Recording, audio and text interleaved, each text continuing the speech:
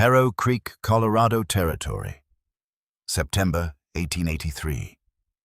The kind of town that looked honest from a distance. Whitewashed storefronts, a church with a proper steeple, a main street wide enough for 2 wagons to pass without either driver having to look the other in the eye. From the ridge coming down, a stranger might have thought it a decent place to stop, maybe even a decent place to stay. Up close, it was the same as every other town in the territory. It had its cruelties, it just kept them tidy. Holt. Deering rode in on a Thursday evening the way he always did necessary business, nothing more. He wasn't a man who sought out company. 8 years alone on a spread 9 miles north had made him comfortable with silence in the way that only loss can make a person comfortable with silence. Not peaceful, not content, just accustomed. The way a man gets accustomed to a missing finger. He stops reaching for things with it eventually. He stops noticing the absence most days. He tied his horse at the post outside the dry goods store, collected the supplies on his list, loaded them into the wagon bed, and did what he sometimes did when the ride back felt too long and the cabin felt too empty. He walked into the Harrow Creek saloon, sat at the far end of the bar, and ordered 1 whiskey he intended to drink slowly. He was most of the way through it when he heard the conversation. 2 men at a table near the back. One of them he recognized Pemberton, the marriage broker, a small ferret-faced man who made his living arranging matches between ranchers who needed wives and women who needed circumstances. The other man, Holt didn't know. Big through the shoulders, red-faced, the kind of man whose laugh arrived before any joke warranted it. Holt wasn't trying to listen, but the saloon was quiet that night, and some voices carry whether they mean to or not. "First thing tomorrow," Pemberton was saying. "Soon as the market opens, Edmund Briggs is bringing the girl in. How old? 24. And he's just selling her, right there at the market. Guardianship transfer, perfectly legal. Man can't feed 2 mouths on a failing farm, he says. Girl's never been spoken for." Pemberton's voice dropped, but not far enough. "She's large. That's the plain truth of it. Large girl never married father wants her gone before winter, starting at $40. The red-faced man laughed. $40. Lord. Already had 1 offer. Fellow named Driscoll put down 15 to hold his place in line.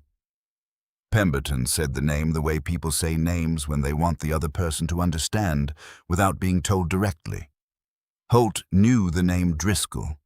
Most people in 3 counties knew the name Driscoll, and what they knew wasn't the kind of thing you'd want attached to a transaction involving a 24-year-old woman and a legal document transferring control of her life to the highest bidder. He set his glass down. He sat there another minute, looking at nothing in particular the way a man does when he's made a decision and is just waiting for the rest of himself to catch up to it. Then he put his money on the bar, stood up, and walked out. He found Pemberton at 7 the next morning, before the market opened, before Edmund Briggs had brought anyone anywhere. He put $40 on the broker's table in cash, more money than he'd spent on anything that wasn't feed or fence repair in 2 years, and he told Pemberton what he wanted. The guardianship transfer, his name on the document. The Driscoll offer declined. Pemberton looked at the money, looked at Holt. "You don't want to come to the market? Meet the girl first. Most men want to." "No. Most men want to at least see." "I said no." Holt's voice didn't rise. It never rose. It just got quieter and flatter in a way that people who knew him understood meant the conversation was finished. "She's not livestock. She doesn't need to stand on a block while I look her over. Put my name on the paper. Tell her father the other offer's off the table." Pemberton took the money. What Holt didn't know, what he couldn't have known, because Pemberton was a small, ferret-faced man who ran on commission and optimism in roughly equal measure, was that Edmund Briggs had no intention of handling this transaction quietly. Edmund Briggs had told half the town about it at supper the night before. He'd framed it as charity, as doing right by a daughter who'd never managed to do right by herself. He'd told people to come to the market in the morning, that there'd be something worth seeing. And people had come. So when Clara May Briggs stepped out of her father's wagon that morning in her best gray dress, the one she'd pressed carefully the night before, because her father had told her they were going to town for flour and nails. She walked directly into an audience. She was 24 years old. She was tall and broad through the shoulders and solid in the way of a woman who had spent her life doing the work of two people without being credited for the work of one. Her hair was pinned up neatly. Her dress was clean. She had taken care with herself that morning the way a person takes care when they believe the day is ordinary. And she had not yet understood that the day was not ordinary at all. She understood it when the broker appeared. She understood it when her father signed the paper that was already on the table, already prepared, already waiting for his signature, the way the whole morning had been waiting, arranged and decided without her knowledge, without her consent, without anyone in that square feeling the need to extend to her the basic courtesy of warning. The coins hit the table one at a time. 38, 39, 40. The broker stacked them neatly and slid the tower toward Edmund Briggs. And Edmund Briggs laughed. He laughed the way men laugh when they've gotten away with something they half knew was wrong and have decided not to examine it too closely. And the crowd, because there was a crowd, a real one, 20 or 30 people with nothing better to do on a Friday morning than watch a man sell his daughter for the price of a decent mule. The crowd laughed with him. Clara stood in the center of it. She had spent 24 years being looked at the way people were looking at her right now. She knew the arithmetic their eyes were doing. She had learned to recognize it before the first glance was finished, the quick calculation, the conclusion already reached before any evidence was properly considered, the polite mask that slid down over the contempt because at least some of them had mothers who'd taught them manners. She looked at her father. He wasn't looking at her. He was counting the coins. "Pa." Her voice came out steadier than she expected. "What is this?" Edmund Briggs didn't look up. "Me doing you a favor, girl. You think a man's going to come courting on his own? You're 4 years past spinster and twice the size of any bride in this county. I found someone willing to take you on. You ought to be grateful."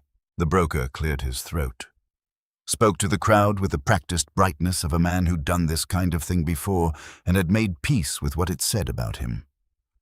"Arrangements been made fair and legal, folks. Guardianship transfers to the buyer. Everybody goes home happy." He smiled at Clara. "Especially you, miss. You're getting a roof and a name, more than most girls in your situation."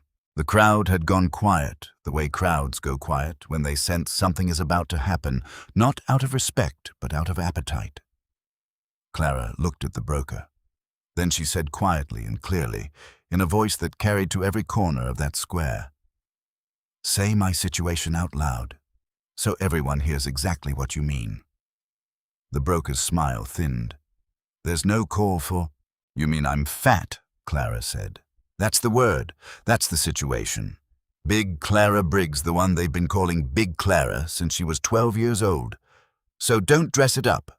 My father just sold me like a heifer because nobody wants the fat girl. Say it plain." The silence that followed was the loudest thing that had happened in Harrow Creek in a long while. Edmund Briggs' face had gone red and ugly. "You watch your mouth in front of these people." "These people have been watching me my whole life," Clara said, "and not one of them ever watched out for me. So I don't know why I should spare their feelings now." She turned and walked, straight through the middle of the crowd which parted for her.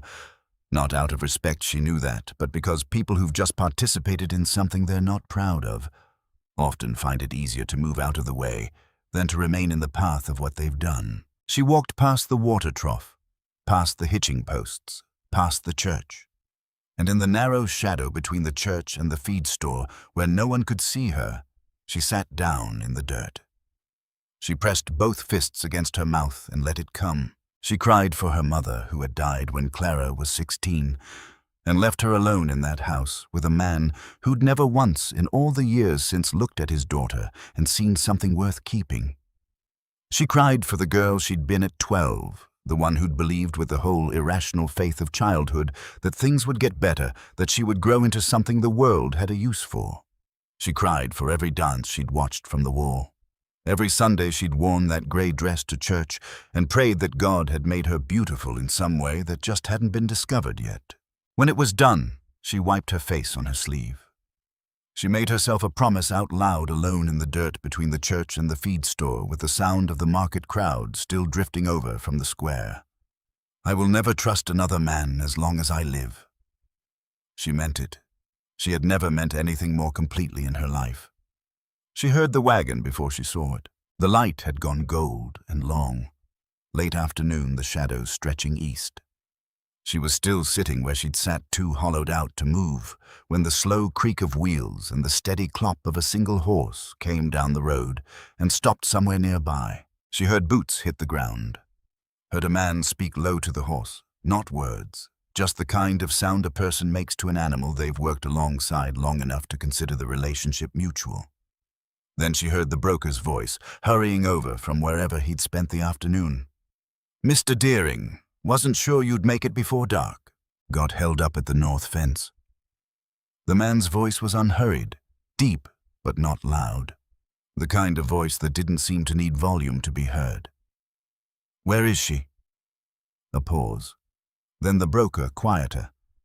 "Now I should mention she's a large woman. Larger than you might have expected from the arrangement. If you want to renegotiate the terms, I completely understand, given I gave my word on the terms." The voice didn't change in any detectable way. "Where is she?" "Round the side there, by the church." The boots came closer. Clara kept her eyes closed.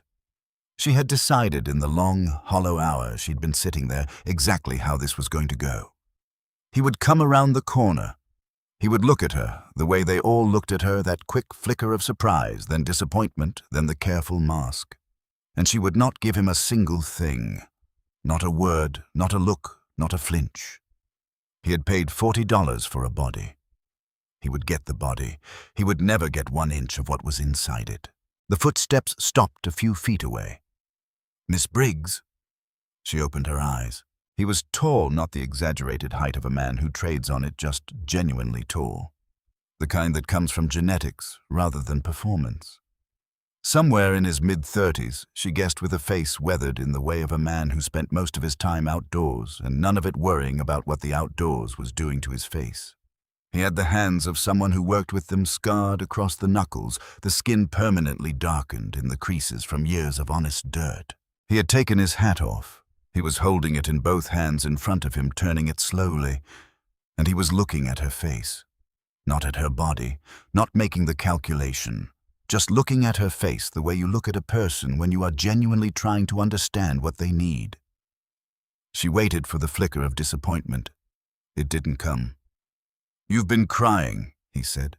"What's it to you?" "Nothing," he said. "Just an observation." He held out one hand.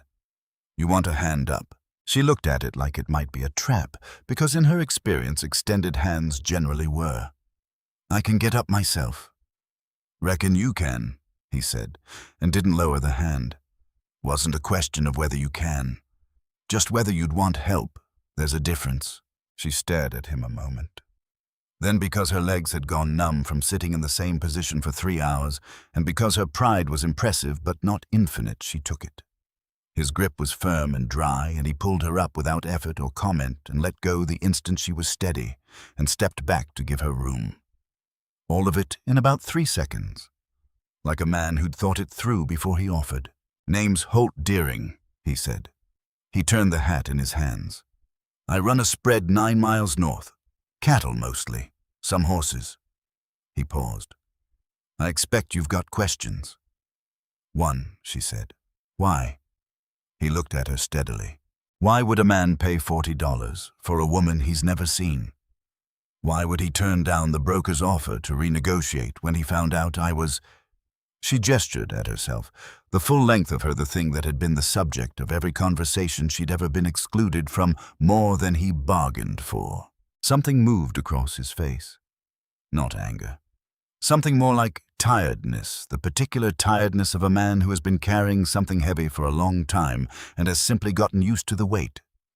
"Miss Briggs," he said, "I didn't buy a wife. $40 says you did. $40 says I bought your guardianship off a man who had no business holding it." His jaw tightened slightly. "I'm not going to stand here and dress this up for you because I figure you've had enough dressed up things said to you today. The truth is, This word came to me Thursday night that your father was planning to sell you at the market, and that if a decent person didn't put their name on that paper first, someone else already had their money down. Someone you wouldn't want." He held her gaze. "There are such men. You understand me." The cold thing in Clara's chest shifted. "So I sent the money," Holt continued. "And I got the paper. And that's the beginning and the end of what's between us. You're not my wife. You're not my anything. You're a woman who needed somewhere to go, and now you've got somewhere to go. When we get to the ranch, you'll have your own room with a lock on the door, and the key will be yours. You can leave whenever you've got somewhere better to be. I'll pay you a wage for whatever work you're willing to do, same as I'd pay any hand." Clara looked at him for a long time. "My father," she said. "Is he still—" "He left," Holt said. "Took his money and rode out near an hour ago." A pause. The careful flatness of his voice shifted almost imperceptibly. "I had some words with him before he went." "What did you say?" "Doesn't matter. It matters to me." He was quiet for a moment. The late light moved through the gap between the buildings and caught the dust still hanging in the air from the morning's market.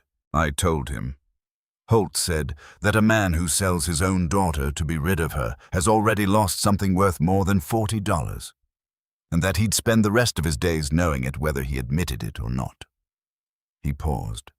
"Then I told him if I ever found him within 10 miles of my land, I'd remind him of the conversation. He understood me well enough." Clara's eyes stung. She blinked hard. She had made a promise in this same dirt not 4 hours ago, and she intended to keep it, and she was not going to stand here and cry in front of a man she'd known for 3 minutes, regardless of what he'd just said. "You didn't have to do that," she said. "I didn't ask you to." "No, ma'am, you didn't." He settled his hat back on his head. "Some things a person does because somebody asks. Some things a person does because it's just plain right. I don't generally need to be asked for the second kind." He nodded toward the wagon. "Now, you hungry?" The question stopped her the way a sudden sound stops you in the dark, complete and involuntary. Such a small thing, such an absolutely ordinary, plain small thing to ask another human being. And she stood there in the gold light of a September evening with her swollen eyes and her best gray dress still dusty from the ground, and she realized she could not remember the last time anyone had asked her that. Her voice cracked straight down the middle. "You haven't eaten," Holt said. "Not a question. Not since this morning." He nodded the way a person nods when they've received information they consider serious and intend to act on. "There's bread and some cold ham wrapped in the back of the wagon. Jug of cider that's still about half cold." He turned and walked to the front of the wagon and busied himself with the horse, his back to her, giving her the privacy to eat without a single pair of eyes watching her do it. Clara climbed up into the wagon bed. Her hands were trembling. She found the parcel exactly where he'd said wrapped clean in cloth, and she unwrapped it and looked at the bread and the ham, and for one long moment simply could not make herself begin. Because 24 years of being told in every way a person can be told, without the words being spoken directly, that eating was a shameful act, a confirmation of everything that was wrong with her, 24 years of that does not go away because a stranger puts bread and ham in the back of a wagon. "Miss Briggs," Holt said, not turning around. "What?" "In case nobody ever told you." He was looking out at the road ahead. "A body's got to eat to live. There's no sin in it. There's no sin in you taking up space on this earth, neither. Wherever you got the notion there was, you can leave it behind in that town with the rest of what they did to you today. Won't be needing it where we're going." Clara sat very still in the back of the wagon. Then she ate. And she cried quietly while she ate soft enough that she thought he might not hear. But he heard. She knew he heard, and he never turned around. He never said a word about it. He just clicked his tongue at the horse and shook the reins, and the town of Harrow Creek began to fall away behind them in the long gold light. Somewhere along the road, when the worst of it had passed and she could trust her voice again, Clara spoke to his back. "Mr. Deering." "Holt," he said without turning. "Holt." She set the cloth down. I want you to understand something. I'm grateful you got me out of that town. I am. But I meant what I told myself today before you came. I don't trust men. I don't trust kindness because in my experience, kindness is just the bait on a hook I can't see yet. So you can ask me if I've eaten and give me a room with a lock, but you will not fool me into believing it'll last, because it never has. Not once in 24 years. The wheels turned. The horse moved steadily through the darkening land. That's fair, Holt said at last. About the fairest thing anybody's said to me in a long while. He was quiet a beat. I'll make you one promise then. Just one, and it's the only one I'll ask you to hold me to. He paused. I won't ever try to fool you into anything. Not into trusting me, not into staying, not into hoping. Whatever you come to believe about me, you'll come to it on your own by watching what I do, not what I say. And if I ever give you cause to ride out, I'll hitch the wagon myself and point you toward wherever you want to go. He glanced back at her just once. Deal. Clara looked at this quiet, plain, unhurried man who had paid $40 to keep her out of worse hands and then apologized for words being cheap. Deal, she said. She told herself firmly that she didn't mean it, that she would be gone within the month, that she would keep her heart locked up tighter than any door he could hand her a key to. She believed it too. The ranch came into view as full dark settled over the valley. A low, solid house, a barn, outbuildings, all of it practical and without pretension, the kind of place built by a man who cared more about whether things lasted than whether they impressed. A light burned in the window. Holt set the brake and came around the wagon. There's the house. Your room's the one at the end of the hall right side. Got a window faces east so the sun will wake you whether you like it or not. Clara climbed down on her own. Her legs were stiff, her eyes still swollen, and she felt suddenly the full weight of being a stranger in a dark place with a man she'd known for half a day. Holt. She hesitated. Where do you sleep? He understood the real question underneath the question. She could see it in the way he answered straightforward without being offended by it. Other end of the house. Far end. The men who work for me sleep in the bunkhouse out back. Nobody comes down your hall. You have my word, and you have the lock, and tomorrow you can drag the dresser in front of the door as well if it would help you sleep. He said it without a trace of sarcasm. Would it help? Maybe. Then I'll move it before I turn in. And he did. He carried the heavy oak dresser across her room and set it square against the door and stepped back and dusted his hands off like it was the most natural request in the world. Then he stood in the doorway. Nobody's getting in here but you, he said. Good night, Miss Briggs. Good night. And then before she could stop herself, thank you. For the dresser. He stopped. You don't have to thank me for every kindness, he said. Going to be a long stay if you do. I won't be staying long. No, he agreed easily. Reckon you won't. And he pulled the door shut, and she heard his boots go down the hall and away, steady and unhurried, until there was only the sound of the wind coming down off the mountains and the creak of a house settling into the cold of a September night. She sat on the edge of the strange bed in the strange dark and waited for the trap to spring. It didn't. Not that night.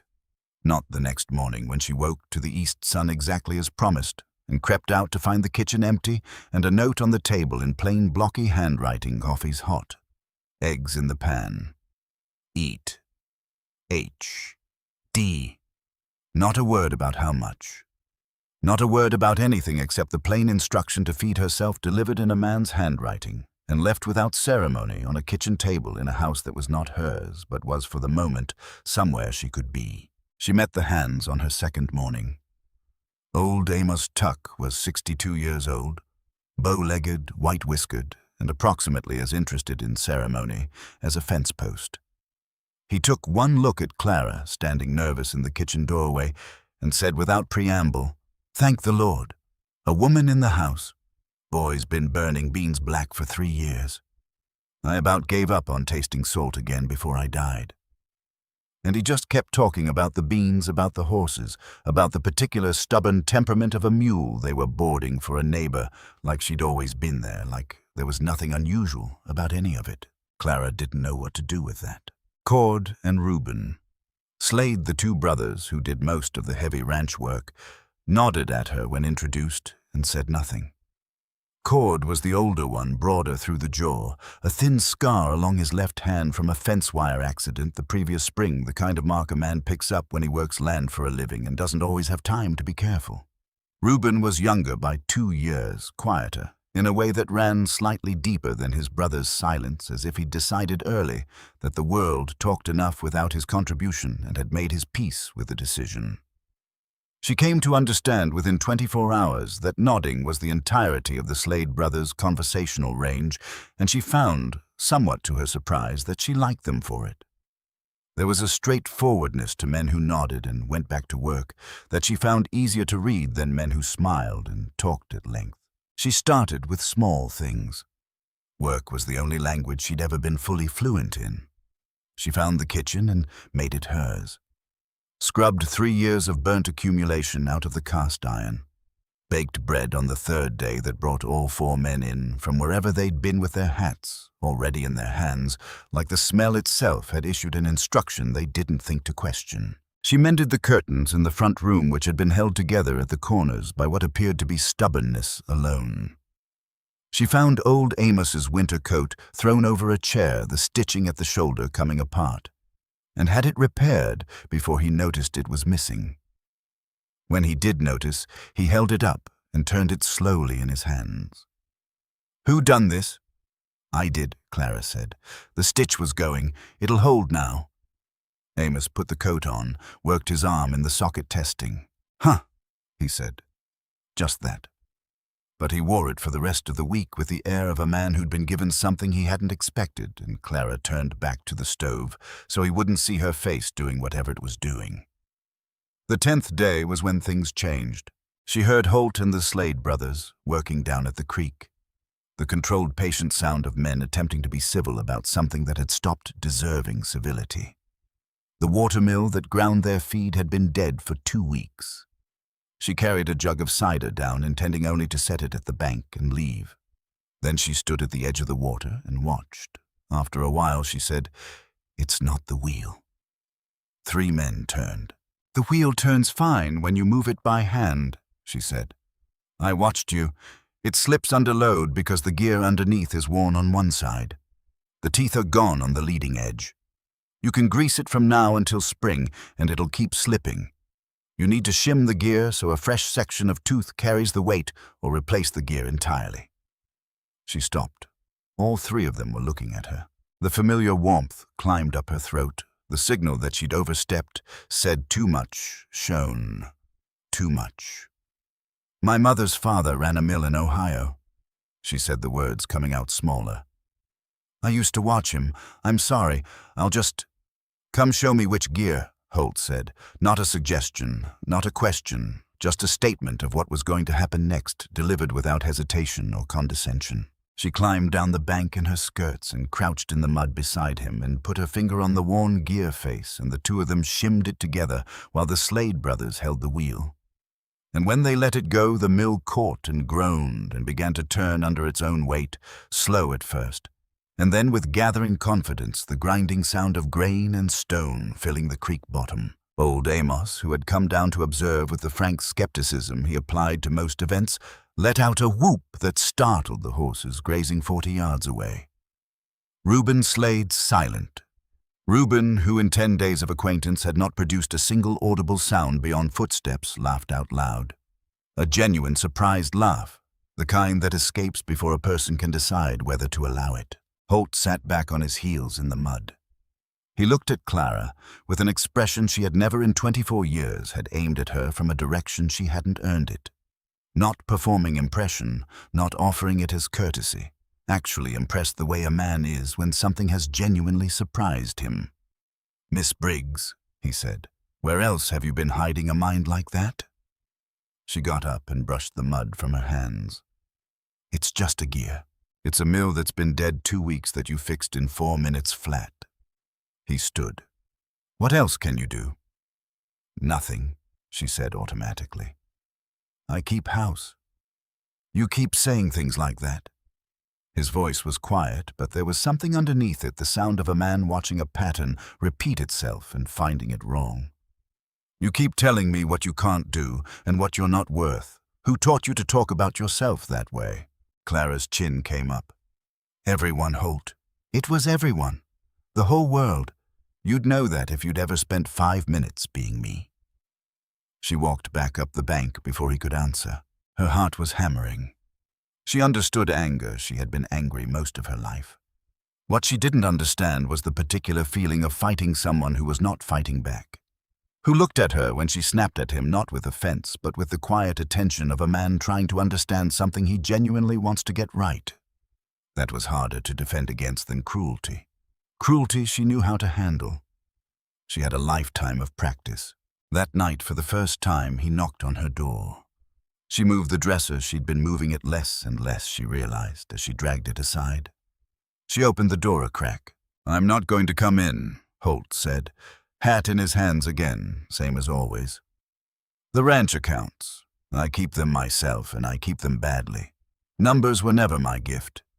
Amos tells me we're losing money somewhere, but he can't find where, and I can't make the columns talk to me." He shifted his weight slightly, the only indication she'd ever seen from him that something cost him something. "I wondered if you might look at them. Only if you wanted. I'd pay you for it. Proper wage, same as I said." Clara looked at him. "You want me to do your accounts?" "I want to find out," he said, "if a woman who can fix a mill in 4 minutes can tell me why my ranch is bleeding money." Something moved at the corner of his mouth, not quite a smile, but the shape of one. "And yeah, the accounts." She took the ledgers. Of course she took them. She sat at the kitchen table with the lamp turned high, and his cramped, uneven columns spread before her, and she went through 3 years of records with the methodical attention of a woman who had spent her life making sense of things left in disarray by people who hadn't wanted to deal with them. Somewhere around 2 in the morning she found it, not in one place. In a dozen places spread across 3 years of quarterly records, threaded through the columns like something careful and patient and deliberate. Cattle sold to a buyer listed as S. Greer at prices running consistently below market rate. Same cattle re-entered in the tax filings as losses animals that had died, the records claimed. The same animals bought by the same man appearing in the same quarter as both a sale and a loss. She sat back. She looked at the lamp. She went through it again to be certain, tracing each thread to its origin, and what she found at the origin was a name she already knew from conversations about Whitfield Vane, the man who served as the ranch's agent in town, handling sales and filings, and all the paperwork that stood between a working ranch and the county records that governed it.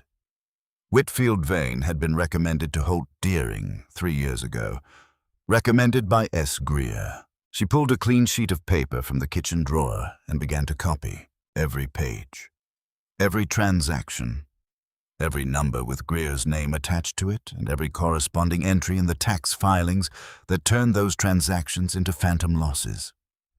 She worked carefully and completely because somewhere in the part of her that had learned to think several steps ahead of people who didn't believe she was worth taking seriously, she understood that original documents were vulnerable, that originals could disappear, that fires could be arranged, that a woman with 1 copy of the truth was in a fundamentally different position than a woman with 2. She didn't finish until after 4 in the morning. The original ledgers she left on the kitchen table exactly as she had found them, every page in order, nothing displaced, nothing to indicate they had been read with anything other than the confused goodwill of a man trying to understand his own finances. The copies she had made, every page, every transaction, every quarterly entry with S. Greer's name attached, she folded carefully and placed in the bottom of her traveling trunk beneath her second dress and her grandfather's old arithmetic primer that she carried not for sentiment but because the problems in it were still occasionally useful. She had learned young that the truth by itself was fragile, that the truth in the hands of one person who could be discredited or removed was not the same thing as the truth in 2 places at once. She had never had just 1 copy of anything that mattered. She put the coffee on. She sat down. She waited for the east sun and for Holt's boots in the hallway, and for the morning that was going to change everything. Holt came in before 6 the way he always did. He saw the ledgers on the table. He saw Clara. She put her hands flat on the wood and looked at him across the kitchen in the thin early light. "You're not broke," Clara May Briggs said. "You're being robbed." Holt. Deering went very still. The kind of still that isn't calm. The kind that comes from a man holding himself in place by force of will, the way you hold a door shut against something pushing hard from the other side. Clara turned the ledger to face him and put her finger on the first entry. Every quarter for 3 years, a buyer named S. Greer purchases cattle from this ranch at roughly 2/3 the market rate. Same cattle, same buyer, same quarter. And every time, look here and here and here, that same purchase gets re-entered in your tax filings as a loss. Animals that died. Except they didn't die. They were sold to Greer, cheaply, and Whitfield Vane filed the paperwork both ways. She moved her finger down the column. On paper, this ranch has been hemorrhaging money for 3 years. In reality, it's been drained. There's a difference. Holt looked at the numbers for a long time without speaking. "Who recommended Vane to me?" he said. Not a question. He already knew. He was saying it out loud for the first time, hearing it in the open air of his own kitchen where it couldn't be taken back. "Silas Greer," Clara said. 3 years ago. Holt stood up so fast his chair went over backward. He didn't shout. That was the thing she had already begun to understand about him, the angrier Holt. Deering got, the quieter he became, until at the worst of it, he was barely making sound at all. He stood with his fists on the table and the overturned chair behind him and said in a voice like gravel dragged slow across stone, 3 years. He's been bleeding me for 3 years, and I let him because I couldn't read my own books and was too proud to ask. You asked me, Clara said. He looked at her. You asked me, she said again more quietly. So you're not too proud? You just hadn't found the right person to ask yet. Something passed between them across that kitchen table, across the overturned chair and the open ledger, and the early morning light coming gray through the east window, and neither of them had words for it, and that was all right, because words weren't what it was. Holt looked down at the ledger again. His jaw worked. I'm going to ride into town. No. She said it sharp enough that he stopped. No, Clara said. You're not. Because the second you walk through that door with your fists out, Greer knows you know. Right now, you have the one thing he doesn't think you have. You understand exactly what he's been doing, and he doesn't know you understand it. She held his gaze. A man like Greer doesn't operate alone and doesn't operate without cover. He has the bank. He has Vane. He's spent 3 years making your ranch look like a failing operation on every piece of paper that exists. You walk in swinging, and you're the unstable debtor who attacked his own agent. You'll lose everything. Holt looked at her for a long moment. How do you know all this? Because I've spent 24 years being the person nobody believes, Clara said. I know exactly what it feels like to be right and have no one listen. The only thing that ever protected me was knowing more than the people who hated me and never letting them see it. She closed the ledger. If we're going to fight Silas Greer, we don't fight him today. We fight him when we have everything. Every number, every signature, every transaction laid out so plain a child could read it. And until then, you smile at the man. You shake his hand. You let him think you're exactly the simple broke rancher he believes you are. Holt picked his chair up off the floor, sat back down, looked at her across the table with an expression she couldn't entirely read. You said he said. Clara blinked. Just now. If we're going to fight Greer. The heat climbed up her neck. I meant you. If you're going to. I misspoke. Sure, Holt said quietly. You misspoke. He was almost smiling. She had to get up and go find something to do at the stove, because the alternative was sitting there and letting him see her face, and she wasn't ready for that. 3 days later, Silas Greer came to the ranch. Clara heard the carriage first. The sound of money in motion, the particular percussion of iron-rimmed wheels on hard-packed road that belonged to a vehicle maintained by someone with sufficient funds to keep it that way. She looked through the kitchen window and watched a matched pair of gray horses pull a polished black carriage up the drive, and she watched the man who stepped down from it, and she understood immediately why Holt had not seen what was happening to him. Silas Greer was the kind of man who had spent a lifetime cultivating the appearance of being exactly what he claimed to be. 52 years old, silver-haired, broad, through the shoulders in a way that had once been muscle and was now simply authority. His coat was a quality of wool you did not find in Harrow Creek. His boots were clean in a way that required either great care or great luck, and Greer did not look like a man who left things to luck. He stepped down and stood for a moment, looking over the Deering Ranch the way a man looks over something he's already decided is his working out, only the details. Then he smiled and raised a hand as Holt came out of the barn. "Deering, hard man to catch at home." Holt crossed the yard toward him, wiping his hands on a rag. Clara's heart was in her throat, watching him do the hardest thing she'd asked of him. She saw his jaw set, saw him make the decision somewhere between the barn and the man standing at his fence. He shook Silas Greer's hand. He said something that made Greer laugh. His face gave away nothing. Clara pressed her palm flat against her chest and breathed. He actually listened to me. Then Greer looked past Holt's shoulder, straight through the kitchen window, straight at Clara. His eyes moved over her the way she had seen eyes move over her 1,000 times. The quick inventory, the arithmetic, the conclusion reached in under a second. But underneath it, behind his pale eyes, something else was working. Something more deliberate and patient than contempt. He started toward the house. Holt shifted his weight to intercept and stopped himself because stopping Greer now would mean showing his hand, and showing his hand meant losing the only advantage they had. Greer came to the kitchen door. Clara opened it. "Ma'am." He tipped his hat with a courtesy so practiced it had become indistinguishable from the genuine article. "I didn't realize Deering had taken on help. Or is it, forgive me, something more than help?" He already knew the answer. She could see it in the way he asked. "Clara Briggs," she said.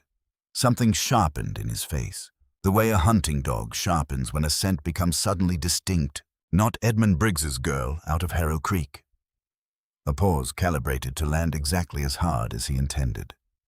Why, the whole county's heard about that arrangement by now. These things travel. He turned to Holt with an expression of such warm, concerned sympathy that Clara felt her skin tighten.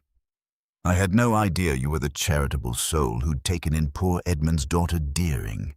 How very good of you." The warmth cooled by precisely 1 degree. "Though I wonder, a man in your financial position, with the valley watching and the bank already attentive, can you afford the talk? An unmarried woman under your roof, the circumstances of her arrival being what they were." He shook his head slowly. "People are unkind. They'll say things about her, about you, and a man's reputation is the only collateral that truly matters in the end." He tipped his hat again, turned to go, stopped as if the thought had just occurred to him. "Miss Briggs, a word of friendly advice from someone who knows this valley." His eyes met hers, patient, cold, absolutely certain of themselves. "A girl with a story like yours would do well not to set her hopes on anything too far above her station, lest she get them broken twice." He walked to his carriage and drove away. Holt turned, and for the first time since Clara had known him, the careful steadiness he wore like a second coat had cracked clean through. What showed underneath it was not anger, it was fear, not for himself, for her. "He's going to come after you," Holt said. "Not the land, not the books, you. He thinks if he can drive you out or break you or turn the whole valley against you, it shames me into backing down. He's going to use you to get to me." Clara looked out at the road where the dust of Greer's carriage was settling back into the earth. "Then he's made a mistake," she said. "What mistake?" She turned and looked at Holt. Something was in her face that hadn't been there the day he'd found her sitting in the dirt behind the church. Something assembled piece by piece over 10 days of black coffee and east-facing windows and a man who asked if she was hungry and meant it without conditions. "He thinks I'm the weak point," Clara said. "He thinks because the whole world threw me away, I'll break easy."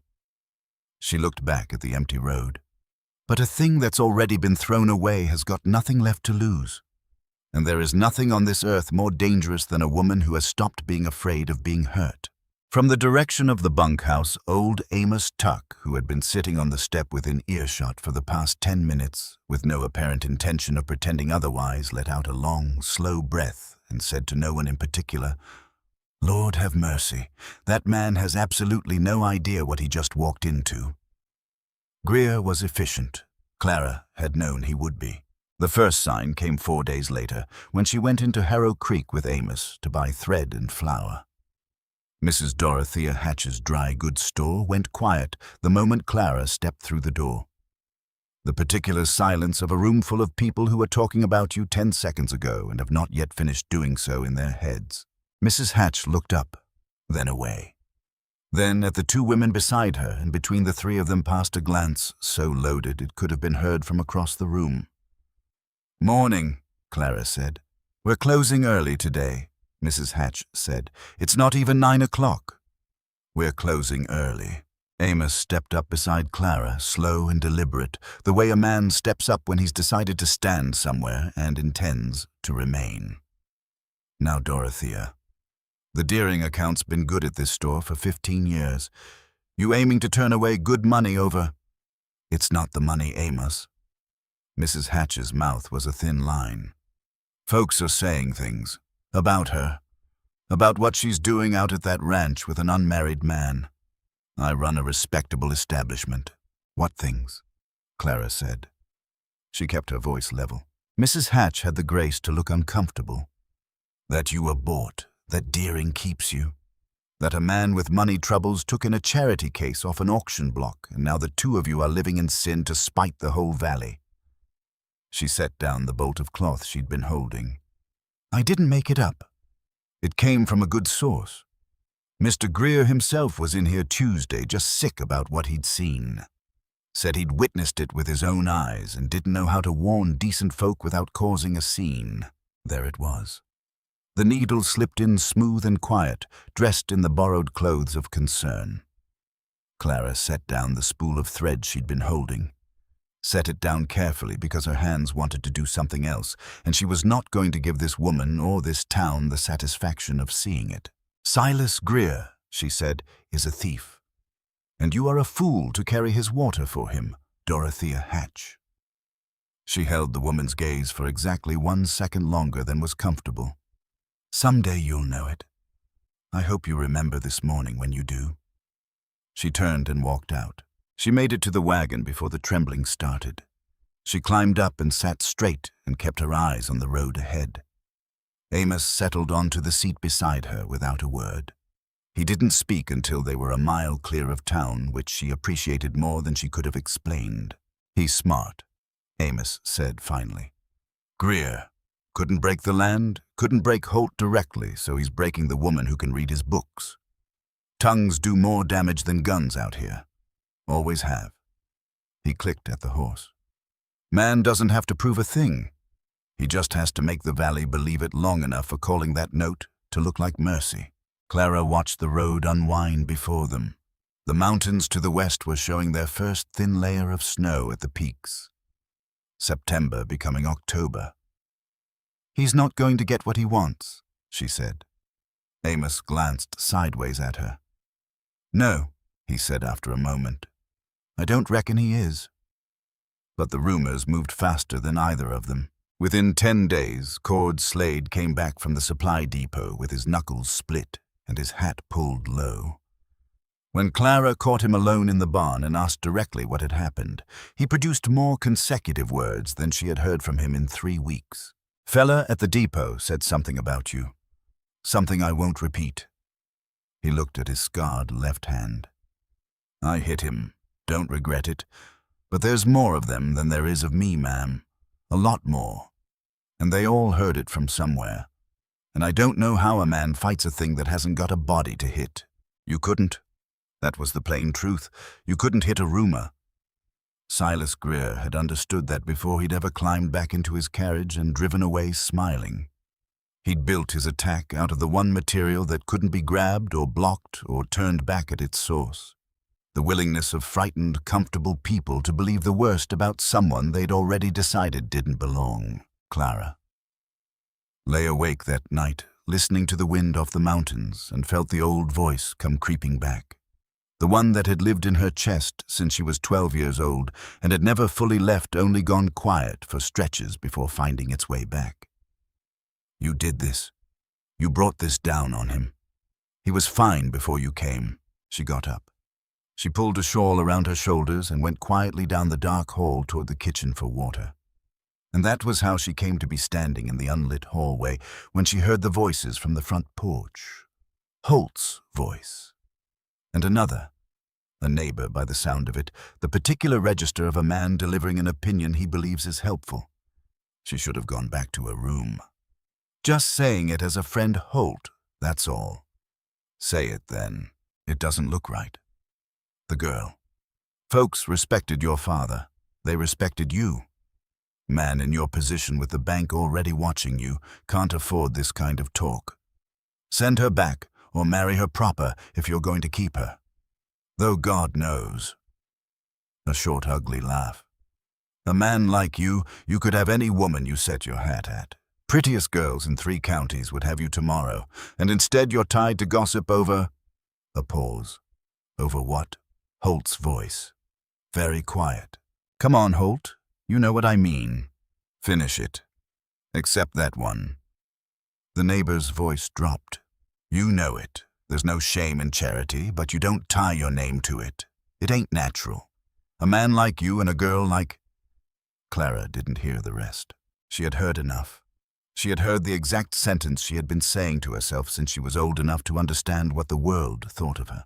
And hearing it spoken in someone else's voice on the front porch of the only place she'd felt anything close to safe in 24 years did something to her that the market square had not managed to do. Not because it was new, because it wasn't. Because after everything, the mill, the ledger, the kitchen notes, the hand found in the dark outside a burning barn, she had let herself against every promise she'd made in the dirt behind that church. Begin to believe that things were different here. She went back to her room. She did not cry. She was past crying. She lit the lamp and took out her small traveling bag and began with great calm and great deliberateness to pack. In the morning, she had it all arranged, the way she arranged everything that needed to be faced clearly, practically, without sentiment. She came out to the kitchen with the bag, set it by the door where it could be seen, and waited. Holt came in before 6. He saw the bag. He saw her face. He set down his coffee cup. "No," he said. "It's not a request for permission. I know what it is." He stayed where he was across the kitchen. "You heard Ned Fowler last night, on the porch." The blood left Clara's face. "I don't know what—" "Don't!" His voice was rough in a way she hadn't heard from him before. "Don't stand there and lie to me with a face that's already told me everything. You heard what he said. You went back to your room and packed your whole life into a bag the size of a bread loaf. And now you're going to leave before I can tell you what I said back. It doesn't matter what you said back. It matters." He came around the table and stopped 3 feet from her, careful of her space the way he was always careful.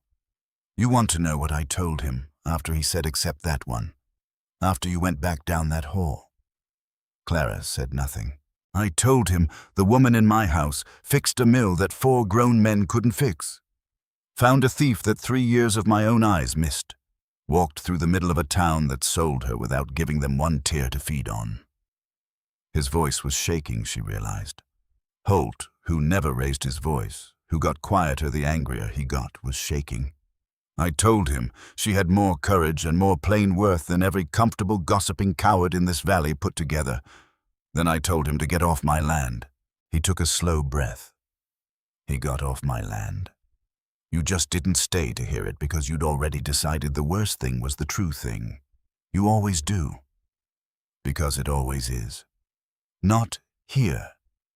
He held her gaze. "Not anymore. And not because I say so, because you can look at what's actually happened in this house in the past 3 weeks and tell me where I've lied to you, where the hook was." He paused. "Find it, Clara. If it's there, show it to me." She couldn't. That was the problem she couldn't argue around. She had been looking for it every single day since she arrived, with the same careful, systematic attention she'd applied to his ledgers, and she had not found it. "You should let me go," she said. It came out barely above a whisper. "It would be easier." "Easier isn't the same as right. You taught me that. First week you were here." He didn't reach for her. He just stood there, 3 feet away, steady. "I'm not going to make you stay," he said. "I told you the first day, anyone who wants to ride out, I hitch the wagon myself. If you want that train, I'll take you to it and settle your wage and never say another word. But I will not let you leave believing the reason you're leaving is true." His voice went quiet. "You're not leaving because you're worthless, Clara. You're leaving because staying means hoping, and you'd rather run than hope and be wrong again. And I understand that. God knows I understand it. But don't call it kindness. Call it what it is." She had no answer for that. There was no answer for it. It was the truest thing anyone had ever said to her, and it was Holt Deering who'd said it, standing in his kitchen with his coffee going cold and his chair still in the wrong position from when she'd seen him set it aside. She was still trying to find an answer when the door crashed open. Reuben Slade came through it like a man who has stopped bothering with ordinary entry because ordinary entry takes time that doesn't exist. His face was gray. His shirt smelled of smoke. The hay barn. The words came out between efforts at breath. The whole north barn. Somebody cut the fence on the east side, drove the cattle out. I saw riders, 3 of them heading east with the whole herd, and Amos. He bent forward over his knees, heaving. "Amos went in after the bay mare when the fire started. He ain't come out. I hollered. He ain't answering." The silence that followed lasted perhaps 2 seconds. In those 2 seconds, Clara watched Holt's face do the arithmetic that Silas Greer had designed specifically for this moment on this night, timed with the precision of a man who had been planning it for months. The cattle running east in the dark were the entire collateral basis of the ranch. The thing standing between the Deering land and the bank's ability to call the note and claim the property. Every second they ran was distance that meant money, that meant the deed. And the barn was fire, and Amos was in it. "Let the cattle go," Holt said. Reuben stared at him. "Mr. Holt, if we don't ride now, let them go." His voice was absolutely flat and absolutely certain. "Cattle is money. We can lose money. We cannot lose Amos. Move." He was out the door before the sentence finished. Clara stood in the kitchen for exactly 1 breath. She looked at the traveling bag by the door, packed so carefully, so practically, so completely, representing everything she'd told herself was sensible and safe and right. Then she kicked it aside, grabbed every bucket and pot she could reach in 2 sweeps of the kitchen, and ran out into the night after him. What she found at the barn took the bottom out of everything. The north end was already a wall, not the early crawling fire of something newly caught, but the full-throated roar of something that had been burning long enough to find its confidence. Heat came off it in waves that pushed against her face and arms. The Slade brothers were throwing buckets at the edges with the expression of men who understood they were losing but couldn't stop. And Holt was at the small south door, slamming his shoulder against it with force that should have moved it and was not moving it because the heat had warped the frame and swelled the wood and jammed it shut as surely as if it had been nailed. From inside, faint beneath the roar, came a sound that turned Clara's blood to something colder than blood. Old Amos coughing and calling out his voice, thin and ragged but alive. "It's the frame," Holt said through his teeth, hitting the door again. "The whole thing's swelled. I can't—" Clara shoved him aside, not gently. With both hands, every pound of her the same body that had been described in this county for 24 years as a deficiency and a liability. And Holt moved because she hit him with purpose, and because he was above all other things a man who paid attention even when circumstances were on fire. "You don't break the door," she said. She was already reading the hinges the way she'd learned to read the mill gear, not with panic, but with focused attention. The heat seized the top hinge, the bottom one still seated. You pull a jammed door, it holds. You drop it, it falls. She grabbed the length of fence rail that cord had dropped at the edge of the firelight. drove it behind the lower hinge pin. "Your weight," she said to Holt. "Here, on 3. He put his hands on the rail beside hers without a word of question. 1. The fire roared behind the door. 2. Amos's voice weaker now. 3. They threw everything they had against it. The rancher and the woman. The county had decided was worth $40, and the rail bent and the hinge resisted, and then with a sound like a rifle shot in the dark, gave. The door dropped inward, torn free at the bottom, and the smoke rolled out black, and Holt was moving into it before the door hit the floor, going in low, where the air was marginally less poisonous. Clara stood at the threshold and called his name into the darkness and the smoke, and got nothing back, and called again and got nothing, and was on the edge of going in herself when 2 shapes appeared in the smoke, low crawling, and Holt came out with old Amos's arm hauled over his shoulders, both of them black with soot, both of them gasping, both of them moving.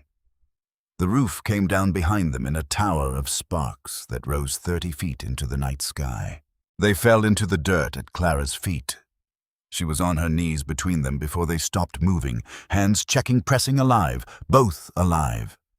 Amos coughing his lungs raw, but breathing Holt scorched along one forearm with a burn on his jaw that would scar nothing that wouldn't heal. Alive. Both of them alive. She sat back in the dirt and the cinders with her bare feet black from the ground and her shawl gone somewhere in the dark. And she was laughing and crying at the same time, which she had not done since she was young enough to believe those 2 things contradicted each other. Amos wheezed between coughs. "You let the whole herd go, for an old fool who went after a horse." "Did the horse get out?" Holt rasped. "Before I did. Horse was fine." "Then stop complaining." Amos laughed, which made him cough harder, which made him laugh again. In the ruin and the firelight, Holt lay on his back in the dirt, looking up at the night sky, and he reached out sideways and found Clara's hand in the cinders and held it. Not reaching for something, not performing something, just held it the way you hold the nearest solid thing when the ground has stopped being entirely reliable. Clara looked down at their joined hands in the ash and the dark. She did not pull away. She looked at the burning barn, and she thought about the cattle running east, and she thought about the traveling bag still sitting just inside the kitchen door, and she understood something she had been understanding slowly for 3 weeks and had only now fully arrived at, that she had not been able to leave this place when it was whole, and she could not leave it now that it was burning, and that these 2 facts together meant something she wasn't quite ready to put into words, but could no longer honestly pretend she didn't know. 3 days later, the letter came from the bank. A nervous clerk delivered it personally, arriving at the ranch house door with his hat in both hands and his eyes on his boots. Clara read it over Holt's shoulder at the kitchen table, while Amos still wrapped in a blanket by the stove. His lungs working their slow recovery, listened without interrupting. Full repayment of the outstanding note. 30 days. Reason collateral materially diminished due to livestock loss. "They can't do that," Amos said. "He's got 5 years on that loan. I was there when it was written." "They can if the property is in default." Clara's finger moved down the page and stopped. She read the passage twice before she spoke. "Holt, there's more." He leaned in. "The property has been reassessed," she said carefully. "A new boundary survey filed at the county office 6 days ago indicates that the creek frontage and the north pasture sections fall outside the original deed line." She set the letter down. "Someone is claiming that the best land on this ranch, the water, the good grazing, everything your grandfather built this place around was never legally yours." The kitchen was quiet enough to hear the fire tick in the stove. 6 days ago, Holt said. "The same night as the fire," Clara said. He looked at the letter. He looked at the table. He looked at nothing in particular, in the way of a man whose understanding of a situation has just been revised entirely, and not in a direction that offers relief. "He planned it together," he said. The dangerous flat register she'd learned to recognize. The fire was the distraction and the pressure. The survey was the trap underneath it. "The fire took your collateral," Clara said. The survey takes the land out from under the debt entirely. You can't meet the note because the cattle are gone, and you can't fight the foreclosure because on paper you never own the land they're foreclosing on. She folded the letter carefully. He's not trying to foreclose on you, Holt. He's proving you never owned it in the first place. The kitchen stayed quiet for a long moment. Then it's finished, Holt said. No. Clara stood up. Her voice came out steadier than she felt. It is not finished, and I'll tell you why. She moved to the kitchen window and looked out at the dark shape of the ruined barn against the night sky, the embers still glowing at the edges like something trying to stay alive. A survey is just a man with a chain and a transit writing numbers in a book. I proved that to you over your own ledgers. Numbers can be made to say anything, and they can be unmade the same way. She turned back. If Greer filed a new survey last week claiming the old boundary was wrong, then somewhere there exists the original survey, the one that's been on record since your grandfather homesteaded this land. And if I can find it and it doesn't match his, then his isn't an error. It's a lie. The county office burned in '79, Amos said from his chair. His voice was quiet and careful. The voice of a man delivering bad news he's been holding. Half the old records. Gone. That's how Greer's been working this valley for years. He finds land where the papers got lost in that fire files. A new survey swears it's the correct one, and who's to say otherwise when the original is ash? The kitchen went still again. Then Clara said slowly, with the particular deliberateness of someone following a thought to its conclusion. Your grandfather, the man who built this place, Holt, was he a careful man? Holt looked at her. Most careful man God ever made. Careful men keep copies, she said. They don't trust town offices with the one thing they cannot replace. Where did he keep his papers? Not in town. A careful man doesn't trust town with something like that. In this house. Where in this house, Holt was already on his feet. They tore the house apart. Not frantically. Methodically, the way you search when the thing you're looking for matters enough to be thorough. Holt went through the desk in the front room. Every drawer, every folded paper, every envelope that had been sitting undisturbed long enough to have yellowed at the corners. Clara went through the bedroom his grandfather had built first before the rest of the house grew up around it, checking behind boards that didn't quite sit flush, running her hands along the baseboards for anything that moved when it shouldn't. Cord Slade checked the root cellar. Reuben checked the space beneath the stairs, moving with the wordless efficiency of a man who understood the stakes without needing them explained. Amos stayed by the stove. His lungs wouldn't let him do much else. But he watched everything, and his watching had a quality of active intelligence that made it feel like participation. An hour passed, then most of another. Holt came back to the kitchen and stood with his hands on the back of a chair, looking at nothing in particular. The particular look of a man who is recalculating and doesn't like what the new numbers are telling him. Clara stood in the hallway and thought, not about the rooms they'd already searched, about the man who had built this house, about what she knew of him, only what Holt had told her in pieces, the way a person talks about someone they loved and lost early enough that the love has calcified into something permanent. Careful man. Built everything to last. Worked the land like it was an obligation rather than just a livelihood. Where does a careful man put the one thing he cannot replace? Not where it's convenient. Not where it's accessible. Where it's safe.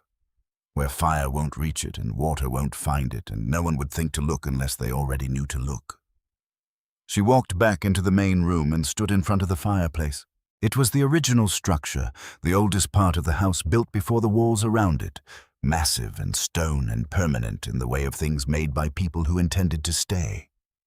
The hearthstone was a single flat piece of granite, wide enough to lay a man down on, fitted into the floor so precisely that it looked like something that belonged to the earth rather than to the house built over it.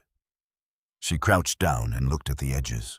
Along the left side, where the stone met the floor, the gap was consistent. Hairline thin, sealed by years and use and the slow settling of everything around it.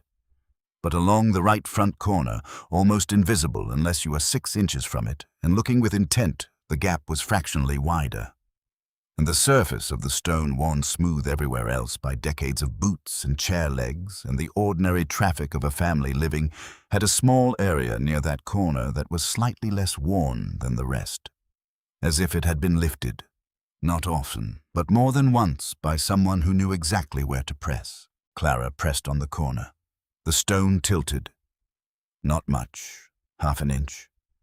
But it moved, pivoting on some central point, like something designed for exactly this, built with a purpose that looked like nothing from above and revealed itself only to a person already on the floor looking for it. "Holt," she said. He was across the room in 4 steps.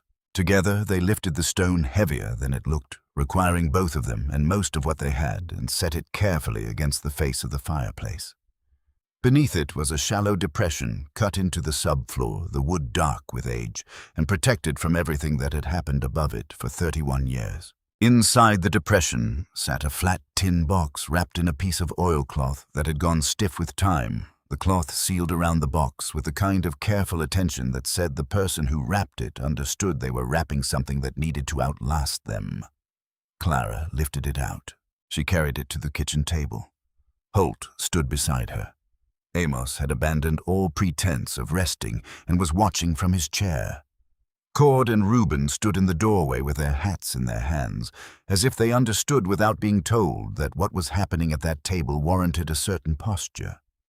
Clara opened the box. Inside a bundle of letters tied with cord, a land deed folded to the size of a man's palm and soft with age, and beneath everything else folded with the careful deliberateness of something meant to be found and read, and used a survey map.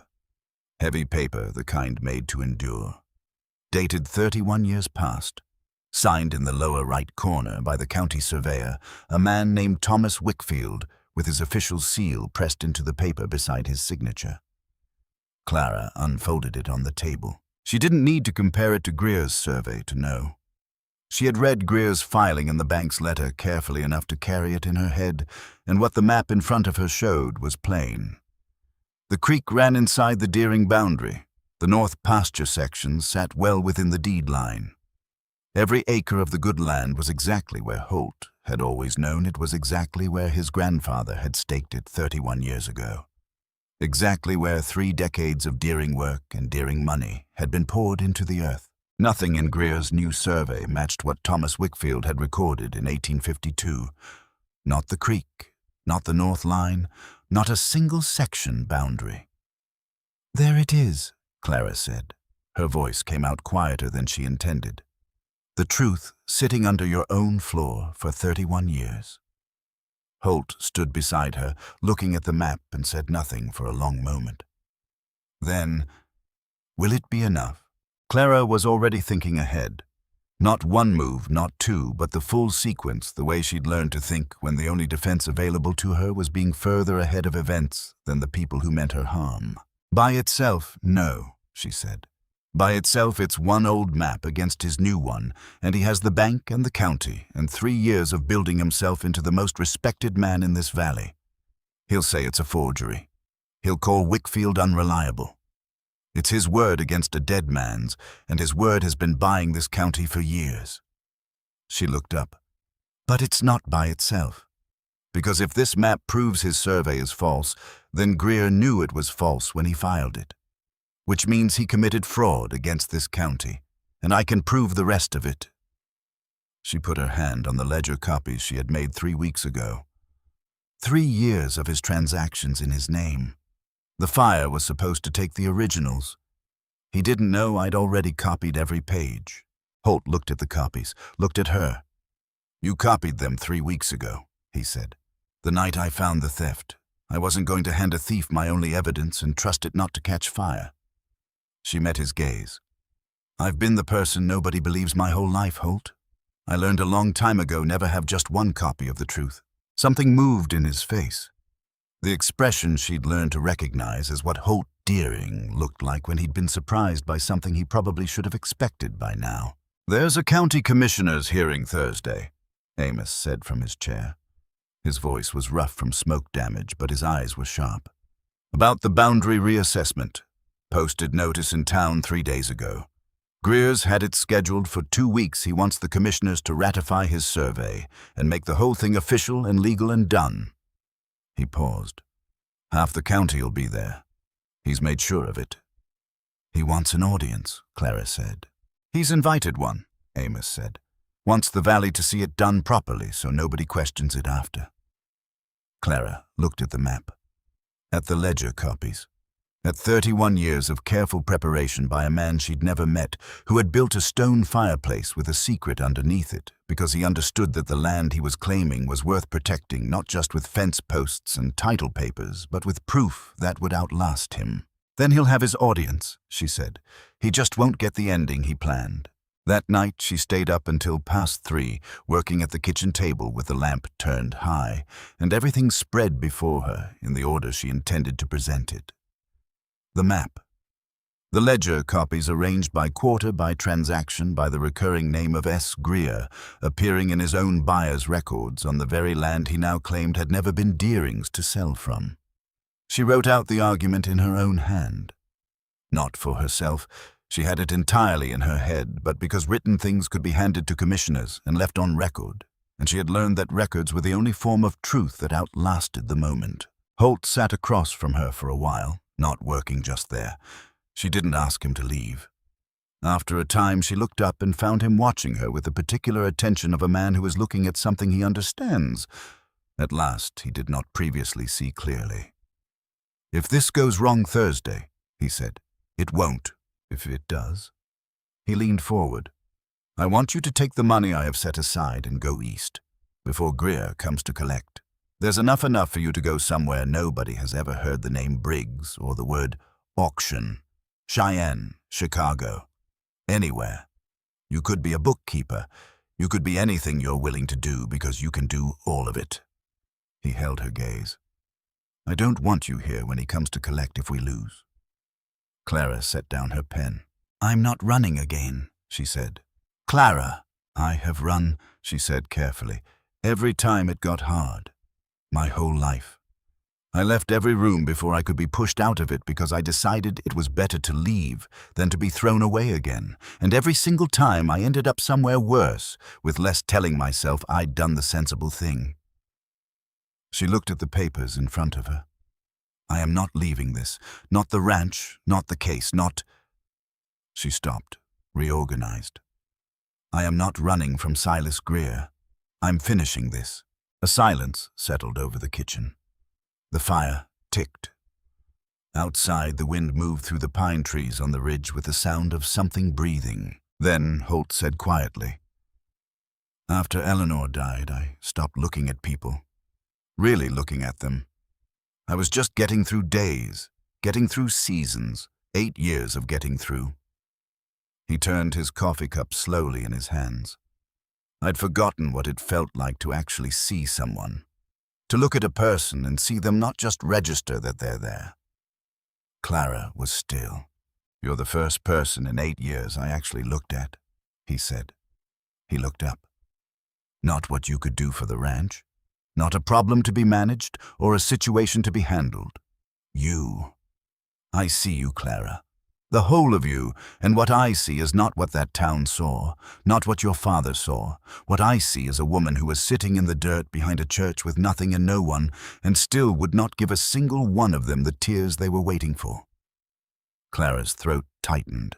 "I see you," he said again simply. "That's all I wanted to say." She looked down at the papers and picked up her pen. She didn't trust her voice enough to use it, and she thought that was probably all right. Some things didn't need an immediate answer. Some things could be carried forward into the next day and allowed to mean what they meant without being resolved into words before they were ready. She worked until the lamp began to gutter. Thursday came gray and cold. The sky the color of pewter. A thin wind moving through Harrow Creek from the northwest that carried the first real promise of winter in it. Clara dressed carefully.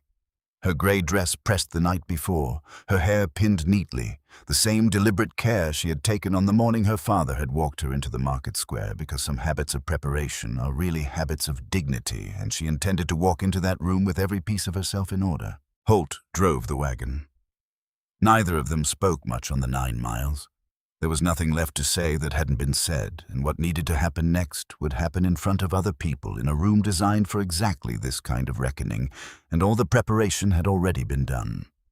The county commissioner's hall was full, not nearly full. Full, every bench occupied, people standing at the back, and along the walls the collective weight of half a county assembled in a room that smelled of wool coats and the particular anticipation of people who have been told something worth seeing is going to happen.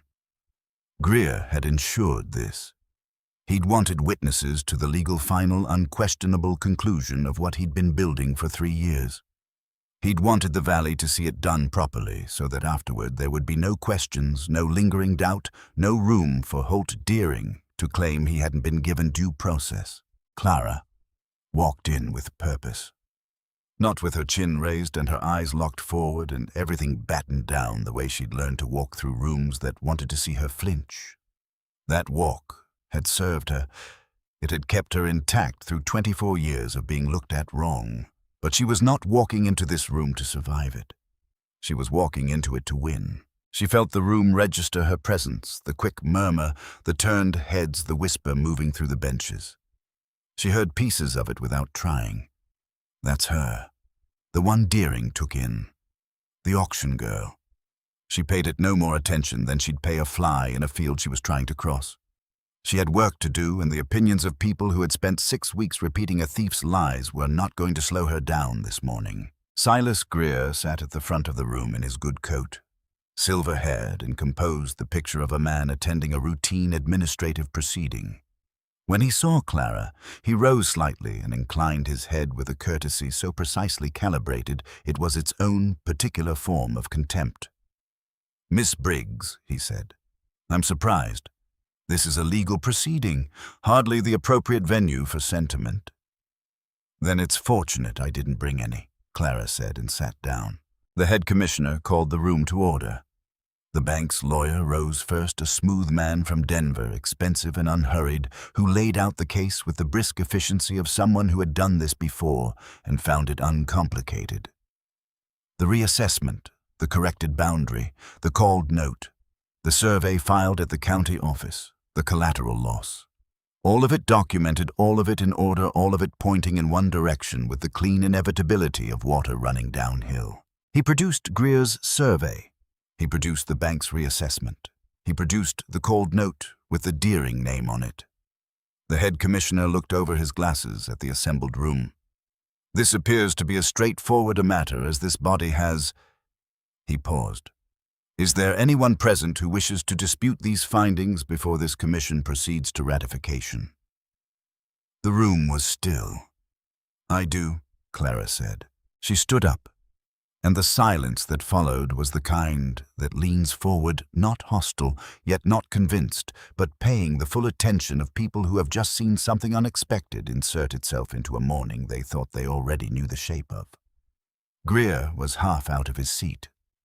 "Mr. Commissioner, this woman has no legal standing in proceedings of this—" "It's my land," Holt said, standing beside her.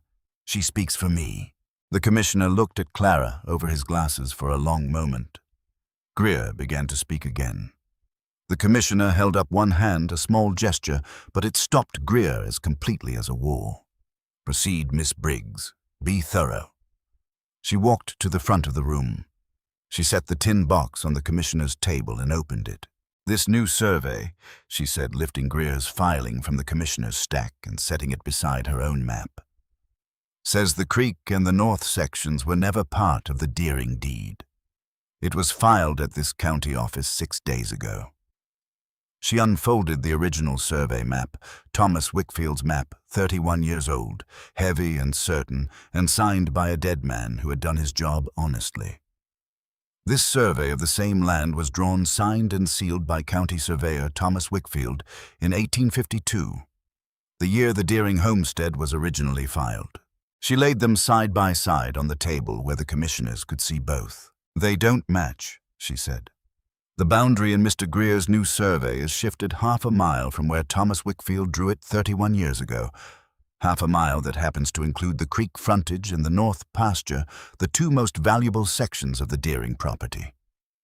She looked at the commissioners directly. I want to ask this body one question before I continue. Which is more likely that a sworn county surveyor made a boundary error in 1852 that went undetected for 3 decades and was only discovered last week by a man who profits directly from the correction, or that the new survey is false? Greer's voice came from behind her, smooth and unhurried. Maps can be forged. A dead man's signature proves nothing. Anyone with old paper and a steady hand. I thought you'd say that, Clara said without turning around, so let's not rest the case on the map alone. She opened the ledger copies and began laying them on the table 1 page at a time. These are 3 years of accounts from the Deering Ranch. Every quarter, the same buyer listed as S. Greer purchases cattle from this property at prices running consistently below market rate. And every quarter in the tax filings handled by Whitfield Vane, that same purchase is recorded as a loss. Animals that died. Except they didn't die. They were sold. To Mr. Greer. Cheaply, and the difference between what they sold for and what they were worth, compounded over 3 years, is what has made the Deering Ranch appear on every piece of paper in existence to be a failing operation headed toward default. She set down another sheet. I have the dates. I have the amounts. I have his name on every transaction. I have copies of these copies filed separately, so if anything happens to these originals...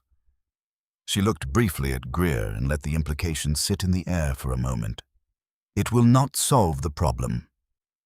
She returned her attention to the commissioners. And now, I want to ask the question that makes this not a boundary dispute, but a crime. The room had gone completely still.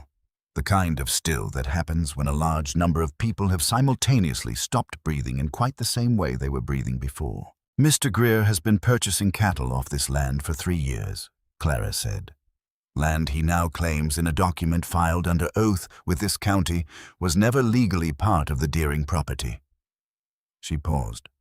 A man cannot spend 3 years buying cattle off a pasture and then swear to this body that he just discovered that pasture was never legally his seller's to sell from. Either he was defrauding this county for 3 years by purchasing from property he knew was improperly titled, or he is defrauding it now by filing a false survey. He cannot have it both ways. And his own name in his own buyer's records on his own transactions proves that he knew exactly where that boundary was the entire time he was conducting business against it. She stepped back from the table. He didn't find an error, Clara said. Her voice had gone quiet in the way that quiet becomes its own form of authority in a silent room. He manufactured one. He had access to the county records before the fire of 1879 destroyed the originals. He spent 3 years systematically draining this ranch through an agent he placed and controlled. He arranged for that ranch's collateral to be destroyed by fire on the same night he filed his fraudulent survey so that the financial pressure and the legal trap would close simultaneously and leave no room to respond to either. She looked out at the room, at Mrs. Hatch, at Ned Fowler, at every face that had whispered and looked away, and carried Greer's words through this valley like they were gospel. And he spread deliberate lies about me through this county for 6 weeks because I am the one who found what he was doing in those books. And he needed every one of you to decide I wasn't worth listening to before I ever opened my mouth. She let that land. Then she said simply, I'm done being decided about. The truth doesn't care what I weigh or where I came from or what my father sold me for. It is on that table. Look at it. Nobody moved. Then the head commissioner reached out and picked up the 1852 survey map. He picked up Greer's filing. He laid them side by side in front of him and looked at them with the careful, unhurried attention of a man appointed to this position precisely because he is capable of looking at 2 things and understanding what the difference between them means. He looked for a long time. He looked at the bank's lawyer. Did you verify this new survey against any original county filing before bringing it to this body? The lawyer's mouth opened, closed, opened again. The original filing was destroyed in the county fire of 1879. The commissioner said slowly and deliberately, which you knew, and which is precisely why a fraudulent survey filed against a property whose original records were destroyed in that fire would be extremely difficult to challenge. He set both maps down with the particular care of a man who understands he is handling evidence. He looked at the cattle purchase records. He looked at Greer's name on them. He looked at Greer. "Is this your name on these purchase records?" he said. "For transactions involving cattle from land you are now claiming in a document before this body was never the Deering ranches to sell from." Silas Greer had been composed for 30 years. He had been composed through negotiations and transactions and the slow, patient work of accumulating what other people built without understanding how to protect it. He had cultivated that composure the way a man cultivates a reputation deliberately over time, understanding that it was the most valuable asset he possessed. He held it now, for nearly long enough. What he had not accounted for, what he had been structurally unable to account for because it required an imagination he had never needed to develop, was a 24-year-old woman who had spent her entire life being underestimated by people who looked at her body and stopped looking at everything else. Who had built from that underestimation a set of capabilities that were invisible until the moment they were not. Who had sat in the dirt behind a church on the worst day of her life and made herself a promise and kept it and arrived here this morning not to survive this room but to dismantle the man who had built his plan on the assumption that she could be ignored. "You'd take the word of an auctioned woman over the testimony of—" He stopped. He heard the words leave his own mouth in the silence of the room and understood in the fraction of a second after they left him that he had just told the entire assembled county exactly what he thought exactly, who he was when the mask came off, and exactly which of the stories circulating through Harrow Creek for the past 6 weeks had originated with him. Nobody in that room would ever again need to wonder. The head commissioner set his pen down on the table. "Sheriff," he said, "please hold Mr. Greer. This body is referring the survey filing, the account records, and the associated tax filings to the territorial court on charges of fraud against this county." He looked at the bank's lawyer with an expression that communicated without excessive elaboration.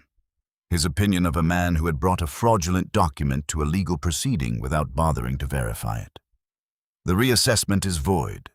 The called note is suspended pending the territorial investigation of the transactions used to justify it." He looked at the Deering deed lying on the table. "The Deering property boundary stands as Thomas Wickfield surveyed it in 1852. The deed is good. It has always been good." The sheriff crossed the room.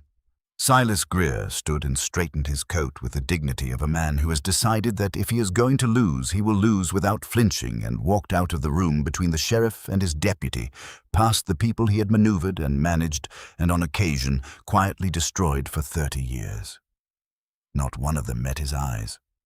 Not one. The room was very still for one long moment. Then, from the back corner where he had been standing since before the proceedings began, Cord Slade started to clap. Slowly, deliberately, the way a man claps when he means every beat of it and is not performing for anyone.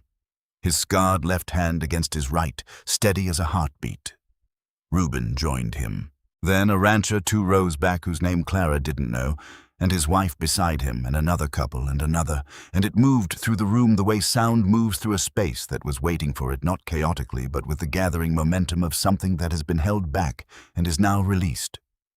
It built until the whole county hall was standing, and the sound of it filled the room and pressed against the walls and rose up into the rafters, and Clara stood in the middle of it with the empty tin box in her hands, and could not breathe and could not see clearly. She felt Holt's hand come to rest lightly between her shoulder blades. Present, steady, not asking anything. "You hear that?" he said close to her ear under the noise of it all. "That's the sound of an entire valley finding out what I knew the first day I found you. That's what it sounds like when people finally see you." Clara pressed the tin box against her chest. She breathed. That afternoon, Holt drove them north instead of back to the ranch. Up the trail that climbed behind the creek, up through the pines that gave way to open grass, up to the highest point on the Deering property.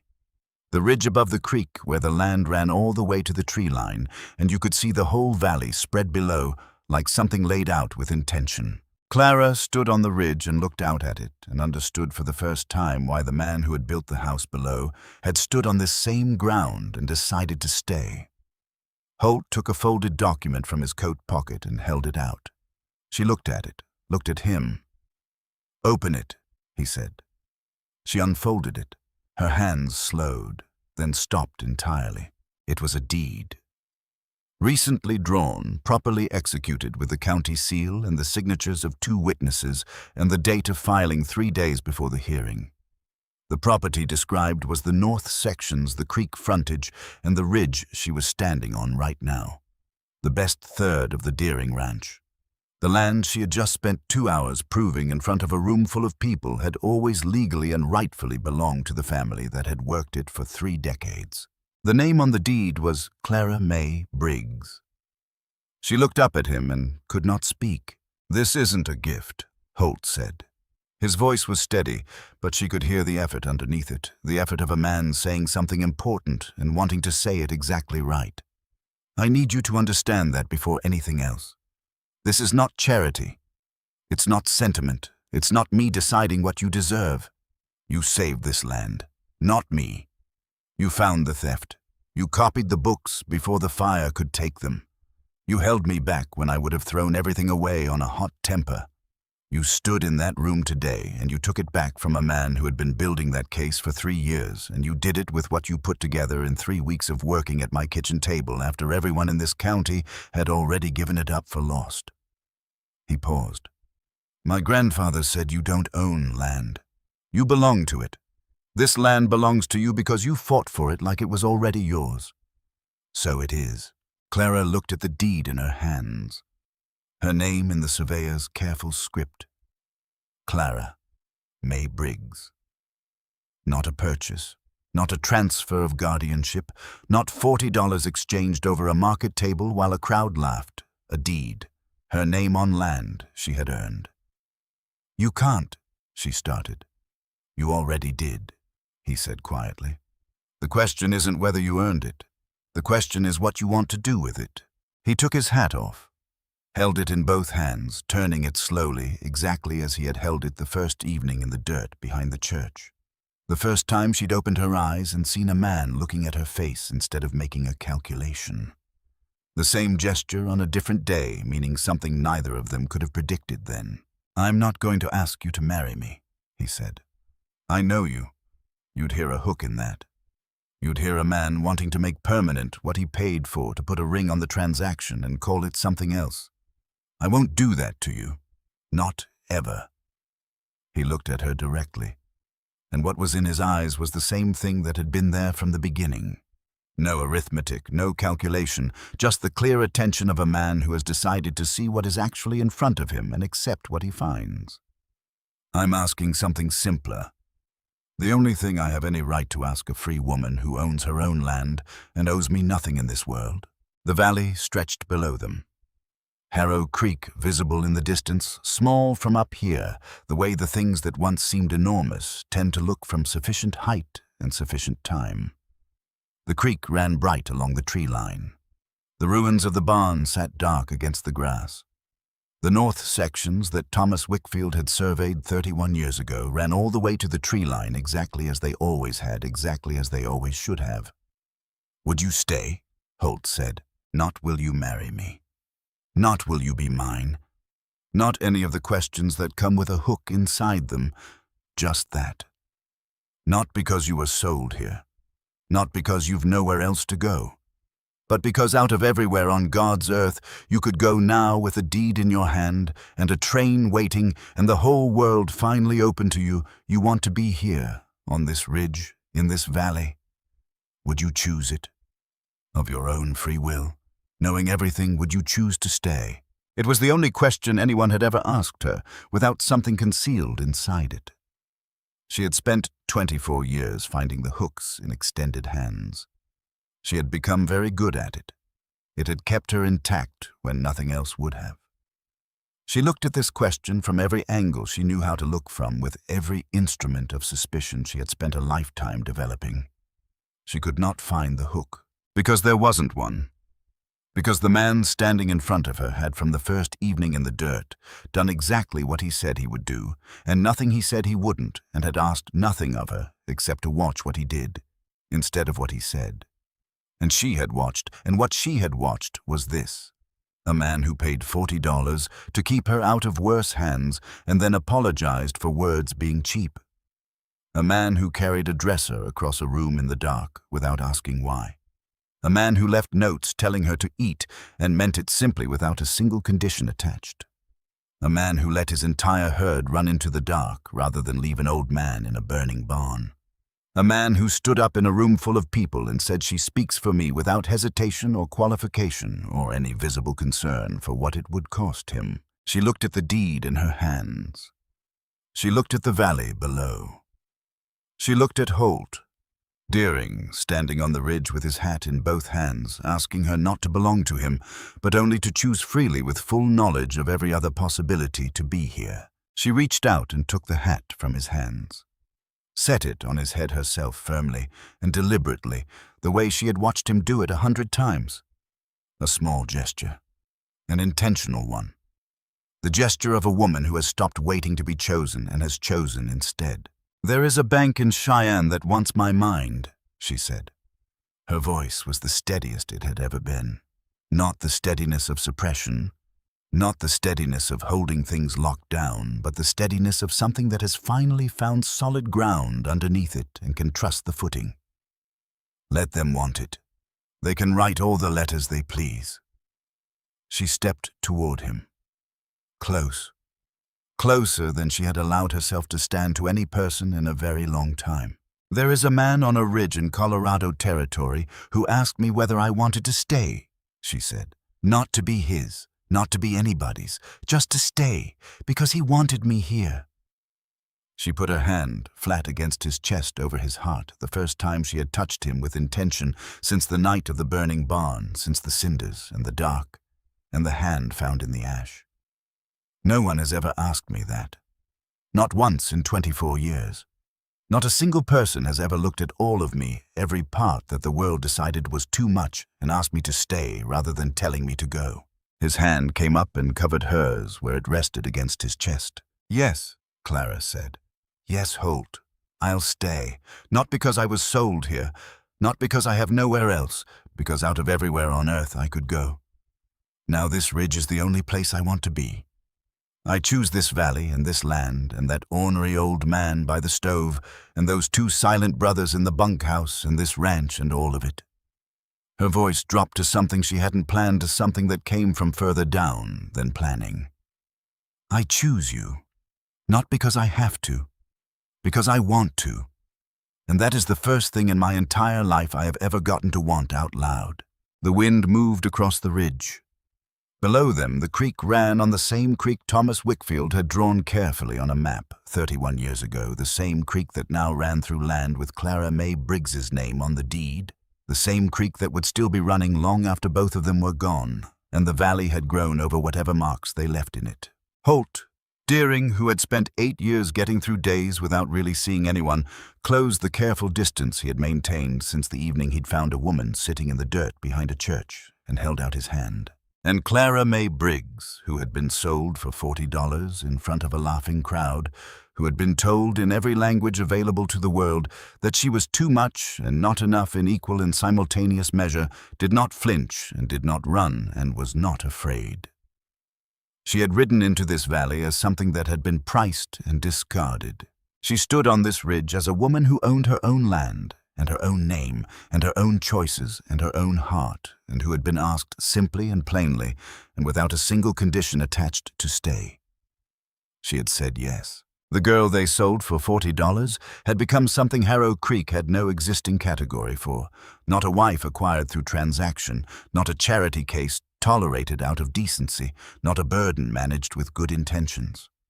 A woman who had fought for a piece of earth and won it, who had been seen clearly by one person and had seen him clearly in return, who stood on a ridge in Colorado Territory in the autumn of 1883 and knew with a certainty that went all the way to the bone that the world had been wrong about her from the very beginning, and that she had the rest of her life on this land with this man to prove it.